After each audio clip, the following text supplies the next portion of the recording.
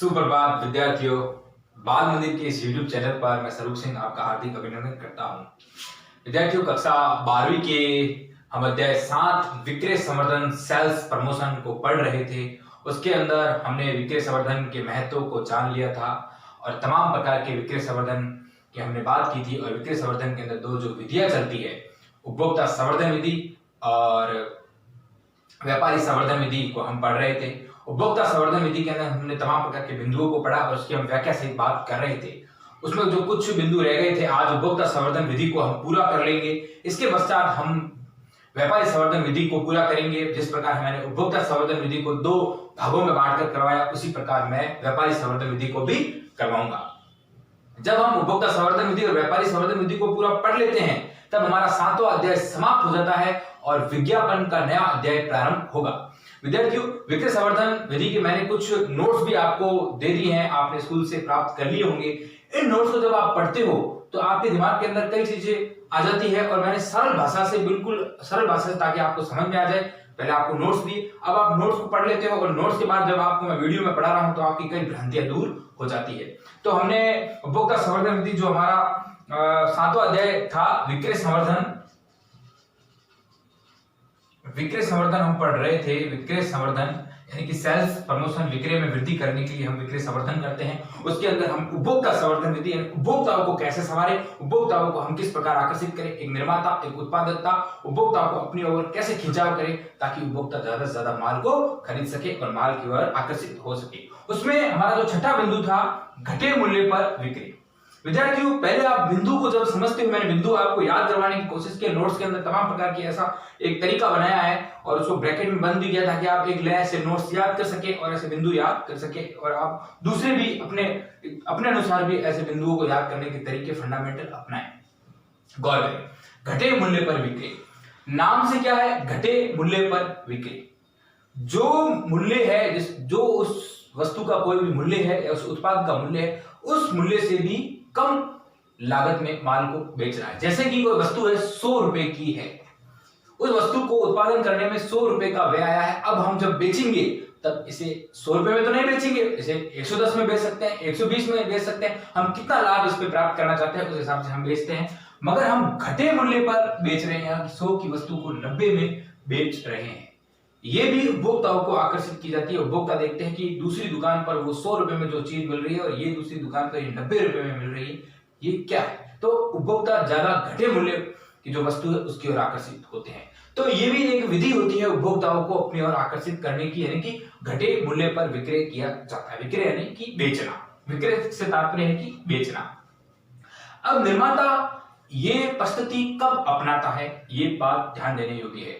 निर्माता या बड़े बड़े उत्पादक होते हैं, इन परिस्थितियों को एक अवसरों पर, तमाम प्रकार के ऐसे अवसर आते हैं, ऐसे उत्सव आते हैं, उन उत्सव पर, उन अवसरों पर ऐसी एक विधि लाई जाती है, इस प्रकार का एक आयोजन रखा जाता है ताकि उपभोक्ता ज्यादा आकर्षित हो। अब वो अवसर क्या हो सकते हैं? वो दीपावली हो सकती है, वो उस संगठन का स्थापना दिन हो सकता है, और भी नव वर्ष हो सकते हैं, और गांधी जयंती भी हो सकती है। कोई भी ऐसा एक अवसर ढूंढकर, एक ऐसा उत्सव ढूंढकर उस उत्सव पर घटे मूल्य पर वस्तु देना। जैसे कि अगर हम बात करें तो दीपावली, अब दीपावली का सीजन चल रहा है। दीपावली में आपने देखा होगा कि नेशनल हैंडलूम हमारे बाड़मेर के अंदर या मारवाड़ हैंडलूम हजार की जो वस्तु है उनको 500 में आधी रेट में बेच रहे हैं, घटे मूल्य पर बेच रहे हैं।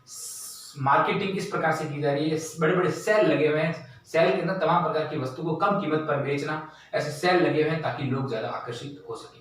कोई एक संस्था है, वो अपनी स्थापना दिवस पर ऐसे माल को, वस्तु को बेचती है, तमाम प्रकार के ग्राहक उसके ओर आकर्षित होते हैं। गांधी जयंती की अगर हम बात करें तो 2 अक्टूबर गांधी जयंती के इस अवसर पर आपने खादी ग्राम उद्योग के अंदर देखा होगा कि खादी वाले जो होते हैं इस दिन अपनी रेट को आधा कर लेते हैं और खादी के कई वस्त्र होते हैं, खादी के कई कंबले होती है, सूती कंबले होती है ओढ़ने के लिए, उनमें कम कीमत में वो बिकती है गांधी जयंती पर। तो इस प्रकार के जब अवसर आते हैं तो हम उन अवसरों पर घटे मूल्य पर वस्तु को बेचते हैं निर्माता, ताकि उत्पादक उनकी ओर ज्यादा आकर्षित हो सके। गौर करें विद्यार्थियों, इससे तात्पर्य घटे मूल्य पर विक्रय करने से तात्पर्य ये है। अब हम समझते हैं निर्माता द्वारा विशेष अवसरों पर, कैसे अवसर? जो विशेष अवसरों पर, जैसे कि दीपावली हो, या संस्था का स्थापना दिवस हो या नव वर्ष हो, आपने देखा होगा कि जब नया साल भी लगता है तभी भी तमाम प्रकार की ऐसी बाजार होती है, वो अपने जो वस्तु है उसको घटे मूल्य पर बेचती है ताकि ग्राहक ज्यादा आकर्षित हो। नव अवसर पर आजकल नव वर्ष पर हम सेलिब्रेट करते हैं, तो होटलों में भी आपने देखा होगा कि होटलें भी बुक हो जाती है और वहां जो लोग सेलिब्रेशन करने जाते हैं उस सेलिब्रेशन पे डिस्काउंट ऑफ लिखा हुआ होता है कि आप जो उस होटल में पहले 1000 रुपए में खाना खाते थे अब वो 500 रुपए में खा सकते हो। इस प्रकार की घटे मूल्य पर विक्रय होता है।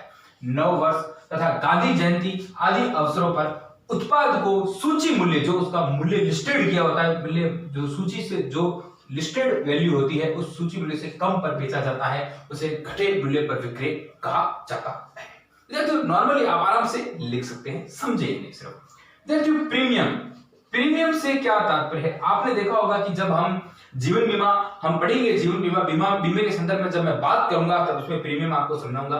जब हम अपना बीमा करवाते हैं, जैसे कि हमने 1 लाख का बीमा करा, उस पर हमें 20,000 का अलग से प्रीमियम मिलता है। उसी प्रकार अलग से कुछ चीज मिलना, कोई भी वस्तु अलग से हमें मिलना, जो हम चीज खरीद रहे हैं उससे हटकर उसके ऊपर हमें कोई वस्तु जब दी जाती है वो हमारे लिए प्रीमियम होता है। विद्यार्थी, कूपन और प्रीमियम में अलग फर्क है, गौर करें, छोटी छोटी बातों को याद करें, समझे।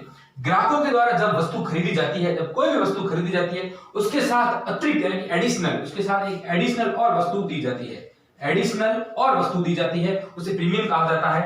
वस्तु देना प्रीमियम कहलाता है।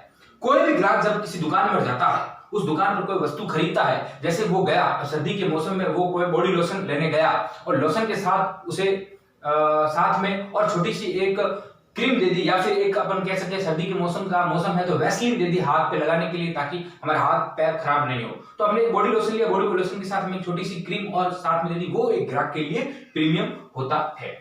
ग्राहक द्वारा जब भी वस्तु खरीदी जाती है उसके साथ कोई अतिरिक्त वस्तु देना, क्या देना, कोई अतिरिक्त एडिशनल वस्तु देना, वो प्रीमियम कहलाता है। जैसे उदाहरण के तौर पे बात करें विद्यार्थियों, तो मोबाइल जब हम खरीदने जाते हैं, जब हमने मोबाइल खरीदा तो मोबाइल के साथ मोबाइल का शॉपकीपर या मोबाइल के निर्माता हमें उस मोबाइल का कवर भी साथ में दे देते हैं। तो ये हमारे लिए क्या हो गया, मोबाइल के साथ मोबाइल की खरीद पर मोबाइल कवर फ्री में देना, ये हमारे लिए एक एडिशनल चीज है। जो वस्तु हमने खरीदी उससे अतिरिक्त वस्तु देना जिसके ऊपर हमें कोई पैसा नहीं चुकाना होता है, वो ग्राहक के लिए प्रीमियम होता है। ग्राहक इस प्रीमियम की ओर से आकर्षित होता है। टूथपेस्ट जब हम खरीदते हैं उसके साथ टूथपेस्ट के पैकेट के साथ हमें टूथब्रश भी साथ में देना। आपने देखा होगा जब टूथपेस्ट हम लेते हैं उसके साथ टूथब्रश का भी पैकेट साथ में रहता है। वन गेट वन फ्री, यानी एक खरीदने के साथ एक फ्री। तो इस प्रकार से वो होता है, वो प्रीमियम होता है। पेंसिल के साथ रबर देना, ये तमाम प्रकार के उदाहरण प्रीमियम के कहलाते हैं विद्यार्थियों। तो प्रीमियम हम जब जीवन बीमा में भी पढ़ेंगे तो हम जो पॉलिसी करवाते हैं, हम जोखिम की जो घटना है उसको निश्चित करने के लिए हम पॉलिसी करवाते हैं, उस पॉलिसी पे हमें प्रीमियम मिलता है, वहां भी हम प्रीमियम की बात करेंगे। और यहाँ प्रीमियम का क्या तात्पर्य, कोई भी जब ग्राहक किसी वस्तु को खरीदता है, उस वस्तु की खरीदने के साथ अतिरिक्त से और उसे कोई वस्तु दी जाती है जिस पर कोई भी ग्राहक को उसकी रकम नहीं चुकानी होती है या उस वस्तु की कीमत नहीं चुकानी होती, वो प्रीमियम कहलाता है। जैसे मोबाइल के साथ कवर देना, पेंसिल के साथ रबर देना, टूथपेस्ट के साथ ब्रश देना और बॉडी लोशन के साथ वैसलीन का पाउडर देना, ताकि ऐसे कई प्रकार की चीजें हो सकती है। और विद्यार्थियों आप जान सकते हैं कि प्रीमियम में एक और सुविधा हमें मिलती है कि पुरानी वस्तु को निर्माता द्वारा क्या किया जाता है, पुनः वापस ले लिया जाता है तथा इसके ऊपर कुछ राशि लेकर नई वस्तुएं उपलब्ध करवाई दी जाती है। ये भी प्रीमियम का ही गुण है। आपने देखा होगा कि सेल्स रिटर्न होता है, जो हमने माल बेची ऐसी सेल लगती है कि आपने देखा होगा कि तमाम प्रकार के ऐसे मोटरसाइकिल्स के बड़े बड़े शोरूम होते हैं, वहां से जैसे हमने कोई बाइक खरीदी, वो क्या करते हैं, हम जैसे पुरानी बाइक लेके जाकर उन्हें दे देते हैं, उस पुरानी बाइक पर वो कुछ कीमत ले लेते हैं, उस पुरानी बाइक की वैल्यूएशन तय कर जैसे कि उस बाइक की कीमत 20,000 रुपए तय कर उसके ऊपर वाले पैसे लेकर हमें एक नई बाइक प्रदान की जाती है। तो इस प्रकार कुछ निर्माता होते हैं जो पुरानी वस्तुओं को अपने पास रखकर उस पुरानी वस्तुओं के ऊपर कुछ पैसे लेकर पुनः हमें नई वस्तु दे देते हैं। ये भी प्रीमियम का ही भाग रहता है। इस प्रकार हम आगे बढ़ते हैं। क्रियात्मक प्रदर्शन, विद्यार्थियों क्रियात्मक क्या है, क्रिया यानी कोई भी कार्य करना, प्रदर्शन यानी कि उसको रिप्रेजेंट करना। अब जब एक निर्माता या बड़े बड़े उत्पादक होते हैं या फिर थोक व्यापारी होते हैं, वो अपने उत्पादन को क्या करते हैं, तमाम प्रकार की ऐसे बड़े बड़े शोरूम आपने देखे होंगे, टीवी का शोरूम आपने देखा होगा, बड़े बड़े बाइक का शोरूम देखा होगा, बड़ी मोटरसाइकिल्स का शोरूम देखा होगा, वॉशिंग मशीन का शोरूम देखा होगा। वो शोरूम और ऐसे मेले प्रदर्शनियां के द्वारा कुछ वस्तुओं को इस प्रकार सजावट करते हैं, इस प्रकार प्रदर्शित करते हैं ताकि लोग उनकी ओर आकर्षित हो। ऐसी तकनीकी वस्तुएं होती है, जैसे कि हम टीवी की बात करें या मशीन्स की बात करें या वॉशिंग मशीन की बात करें या कार की बात करें, इनको शोरूम के द्वारा सजाया जाता है और बड़ी बड़ी सामने रखे जाते हैं और ग्राहक उन बड़ी बड़ी टीवियों को चलते देख आकर्षित होकर उसके अंदर आता है, बड़े बड़े गाड़ियों को देखकर आकर्षित होकर उसके अंदर आता है। आपने दीपावली के अवसर पर देखा होगा कि आप जब मार्केट से गुजरते हो तो आप टीवी के शोरूम के आगे से गुजरते हो तो बड़ी बड़ी टीवी बड़े बड़े साउंड्स के साथ, धमाकेदार साउंड के साथ बजती है, तो हमारा मन भी उसकी तरफ विचलित होता है, डाइवर्शन होता है और हम उधर की तरफ जाकर उस टीवी को खरीदते हैं। बड़े बड़े फ्रिज देखते हैं, बड़े बड़े वॉशिंग मशीन देखते हैं और हम जब कार के शोरूम के आगे से निकलते हैं, जैसे हम छोटी कार खरीदने जा रहे हैं और हम शोरूम के आगे से निकले, बड़ी कार के शोरूम के आगे से निकले, हमने देखा कि बहुत बड़ी कार चमक दमक रही है, तो हम सोचते हैं कि छोटी कार ना लेकर बड़ी कार ले ले, बस आपके जेब में पैसा होना चाहिए। ग्राहक आकर्षित होता है और बड़ी कारों की ओर उसका रुझान होता है। तो इस प्रकार हम क्या करते हैं, ये क्रियात्मक प्रदर्शन किया जाता है। शोरूम, मेले, प्रदर्शनियों में वस्तुओं को प्रदर्शन के माध्यम से प्रदर्शित करना भी ये जो क्रियात्मक प्रदर्शन होता है। क्या करना, शोरूम और मेले और प्रदर्शनी में वस्तुओं को, मेले होते हैं, मेलों में मेले की प्रदर्शनी होती है, उनमें भी वस्तुओं को प्रदर्शित करना और शोरूम में भी वस्तुओं को प्रदर्शित करना। वस्तुओं को प्रदर्शित करने के माध्यम से प्रदर्शित किया जाता है, तमाम प्रकार के ऐसी वस्तुओं को प्रदर्शित किया जाता है। तकनीकी प्रकृति की वस्तुएं जैसे कि टीवी है, गौर करें विद्यार्थियों, तकनीकी यानी टेक्निकल जो आज के समय में उपयोगी रहती है, जैसे टीवी यानी टेलीविजन, रेफ्रिजरेटर यानी कि फ्रिज, डीवीडी यानी कि ये जो कंप्यूटर के अंदर जो लगती है, डिजिटल वीडियो डिस्क होती है, ये डिजिटल वीडियो डिस्क, और ये COMP computer, mixie, washing machine इसकी उदाहरण है। तमाम प्रकार के मेले के अंदर भी इनको सजाया जाता है और शोरूम के अंदर भी रखा जाता है, बेचने के प्रयोग, इनको बेचने के लिए रखा जाता है ताकि लोग ज्यादा आकर्षित हो। विद्यार्थियों, इसके अंदर क्या है, ग्राहक स्वयं इन चीजों का उपयोग करता है। इसका उपयोग करके ग्राहक के अंदर जो भी भ्रांति होती है, संदेह होती है, वो ग्राहक अपने संदेह, अपनी भ्रांतियों को दूर करता है।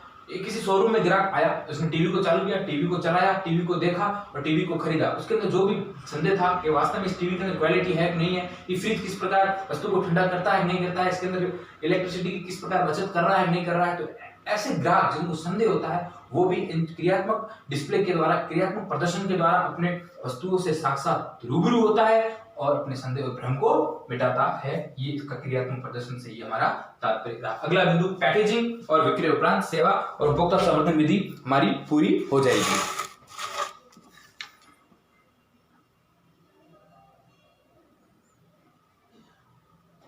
पैकेजिंग, विद्यार्थियों पैकेजिंग से आप समझ गए होंगे, आपने कभी भी देखा होगा, आप अक्सर मार्केट के अंदर जाते हैं तो नाम सुनते हैं कि कोई भी वस्तु है, पैकिंग वस्तु हमें दे।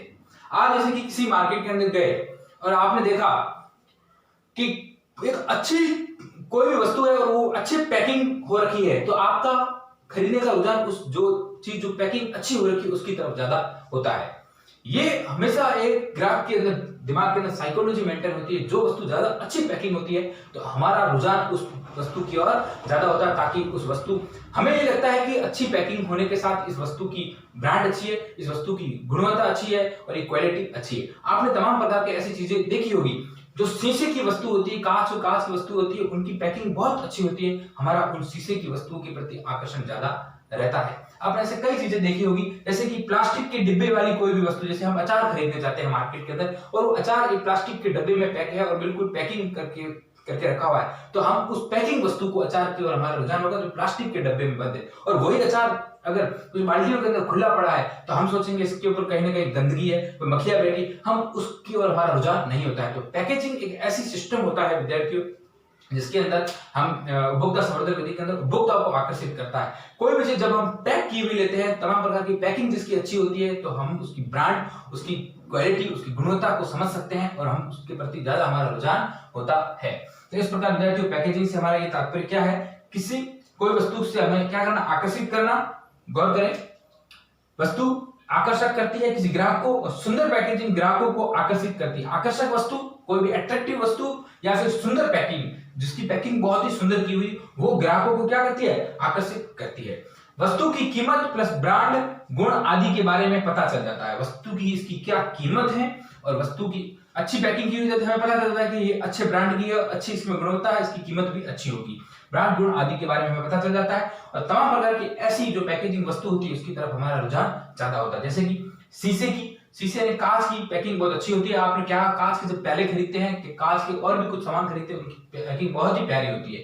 या प्लास्टिक के डिब्बे वाली कुछ वस्तुएं, या चाय की पत्ती आती है, उसकी पैकिंग बहुत ही शानदार होती है, जैसे कि घोड़ा चाय है और कई तमाम प्रकार की ऐसी चाय आती है, उसकी वाघ बकरी की चाय है, ऐसी जो चाय आती है उसकी पैकिंग बहुत ही अच्छी होती है, तो हम उसकी ओर रुझान हमारा ज्यादा होता है। खाद्य तेल, जो हम तेल जिसका उपयोग करते हैं, जैसे फॉर्च्यून का तेल है, मूंगफली का तेल है, इस तेल की पैकिंग बहुत अच्छी होती है। अगर इसको पार रखा जाए तो ये खराब हो जाता है, इनकी पैकिंग शानदार होती है, तो इसके प्रति हम ज्यादा हमारा आकर्षित रहता है। तेलों की अधिक बिक्री के कारण पैकेजिंग अधिक बिक्री होती है। किस किस की? शीशे की वस्तुओं की, प्लास्टिक के डिब्बे वाली वस्तुओं की अधिक पैकिंग होती है, और चाय है, खाद्य तेलों की अधिक बिक्री होती है। कारण ये कि पैकेजिंग अच्छी होती है। कुछ आपने उदाहरण जैसे देखो कि अंकल चिप्स जो बच्चे ज्यादा खरीदते हैं, बच्चे के आजकल तो बड़े भी लोग अंकल चिप्स की ओर ज्यादा रुझान होता है। आपने कुरकुरे देखे होंगे, आपने बिस्किट्स के पैकेट देखे होंगे, उनकी पैकिंग बहुत ही शानदार होती है और हमारा रुझान उनकी ओर ज्यादा होता है, हम ज्यादा उसे खरीद कर खाते हैं। आजकल तो बड़े भी लोग अंकल चिप्स, कुरकुरे, इनके प्रति उनका भी रुझान है। ये कारण है कि उसकी पैकिंग बहुत ही अच्छी होती है।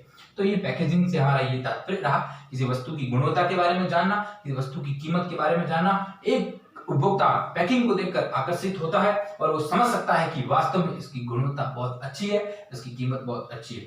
शीशे की वस्तुएं हुई, या कुछ प्लास्टिक के डब्बे की वस्तु हुई, चाय हुई, खाद्य तेल हुआ, इसके प्रति रुझान ग्राहकों का ज्यादा होता है और इसकी ज्यादा बिक्री होती है। इसकी बिक्री के कारण पैकेजिंग है। विक्रय उपरांत सेवा, क्या लिखा है? विक्रय उपरांत सेवा। विक्रय उपरांत सेवा, विक्रय के उपरांत सेवा, यानी जब विक्रय कर दिया, विक्रय के उपरांत, विक्रय करने के बाद क्या सेवाएं प्रदान की जाती है। तमाम प्रकार के ऐसे निर्माता होते हैं जो अपनी वस्तु का विक्रय कर देते हैं, विक्रय के बाद भी अपने ग्राहकों को सेवाएं प्रदान करते हैं, अपने ग्राहकों को गारंटी भी देते हैं और अपने ग्राहकों को वारंटी भी देते हैं। विद्यार्थियों, वारंटी पीरियड एक ऐसा पीरियड होता है जिसके अंदर कोई भी वस्तु जब ग्राहक किसी निर्माता से खरीद कर लेके जाता है, जैसे मैं आपको उदाहरण दूं कि मैं ये पेन किसी दुकानदार से लेकर आया, उन्होंने मुझे ये वारंटी पीरियड दिया है, तो वारंटी पीरियड में मैं इस पेन को वापस उनके पास लेके जाकर वो इस पेन की वापस मरम्मत कर मुझे वापस देंगे और मैं इस पेन को वापस अपने घर लेके आकर इसका उपयोग करूंगा।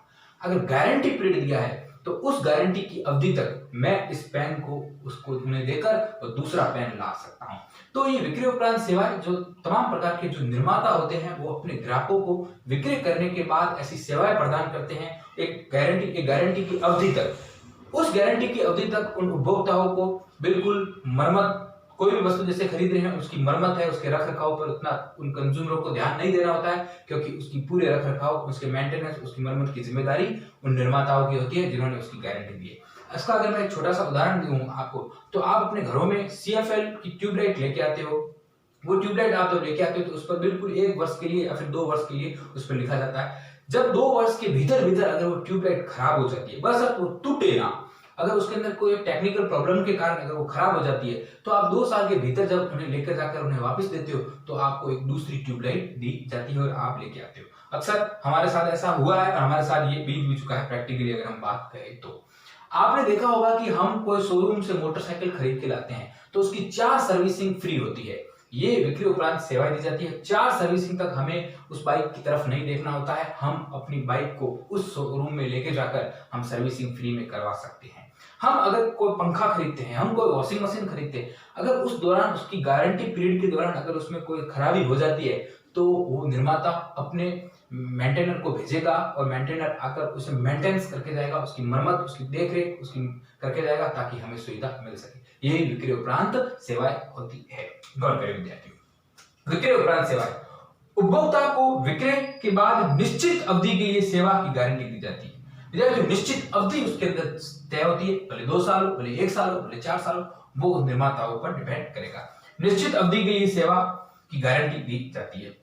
इससे ग्राहक उस अवधि तक वस्तु को देख रहे, उस अवधि यानी कि जो निर्माताओं ने उन्हें अवधि दी है, भले 2 वर्ष की हो, भले 3 वर्ष की हो, उस अवधि तक वस्तु की देखरेख, मरम्मत आदि से बच जाते हैं उन उपभोक्ताओं को फिर उसकी कोई फिक्र नहीं होती है। विद्यार्थियों, जैसे आपने देखा होगा कि आपने बाइक खरीदी, मैंने अभी उदाहरण दिया, आपने स्कूटर खरीदा या कार खरीदा या फिर पंखा खरीदा, इसके ऊपर विक्रय उपरांत आपने विक्रय निर्माताओं ने विक्रय किया, आपने खरीदा, इसके बाद आपको सेवा ग्राहकों को प्रेरित करती है। ये जो विक्रय उपरांत जो सेवाएं दी जाती है ग्राहकों को, ये ग्राहकों को क्या करती है, उस वस्तु को खरीदने के लिए प्रेरित करती है। ग्राहक प्रेरित होते हैं, ग्राहक मोटिवेट होते हैं और उस वस्तु को अधिक खरीदते हैं।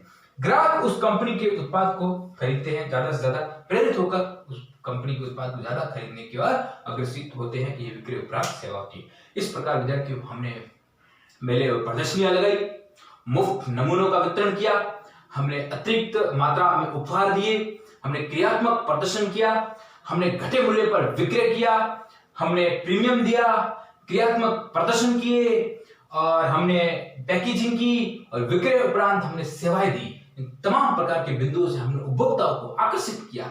यही उपभोक्ता संवर्धन विधि कहलाई। और अब अगले वीडियो के अंदर मैं व्यापारी संवर्धन विधि के बारे में बात करूंगा और इस प्रकार व्यापारियों को किस प्रकार आकर्षित करना है, बड़े बड़े निर्माता द्वारा किस प्रकार आकर्षित किया जाता है, उसके बारे में हम चर्चा करेंगे। धन्यवाद विद्यार्थियों।